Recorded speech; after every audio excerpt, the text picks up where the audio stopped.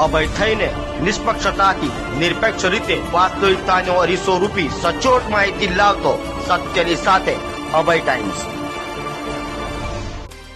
રિક્ષામાં મુસાફરોને બેસાડી નજર ચૂકવી તેઓના ખિસ્સામાંથી રોકડ સહિતની ચીજવસ્તુઓની ચોરી કરનાર રેડાઓની તોડકીને રિક્ષા સાથે કાપોદ્રા પોલીસે ઝડપી પાડી હતી। સુરત પોલીસ કમિશનર તથા ખાસ પોલીસ કમિશનર સેક્ટર 1, નાયબ પોલીસ કમિશનર ઝોન 1 અને મદદનીશ પોલીસ કમિશનર એ ડિવિઝન દ્વારા અપાયેલી સૂચના મુજબ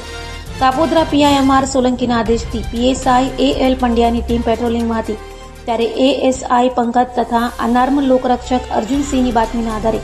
રિક્ષામાં મુસાફર કર્મશ્રી જયરામ દિયોરાના ખિસ્સામાંથી રોકડ 20,000ની ચોરી કરનાર રિક્ષા તોડકીના જાવેદ ખાન પઠાણ અને કલીમ ઉર્ફે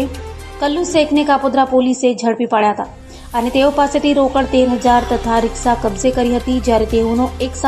સાથીદાર ભાગી છૂટતા તેને વોન્ટેડ જાહેર કર્યો હતો। હાલ તો કાપોદ્રા પોલીસે રીઢાઓની વધુ તપાસ હાથ ધરી છે।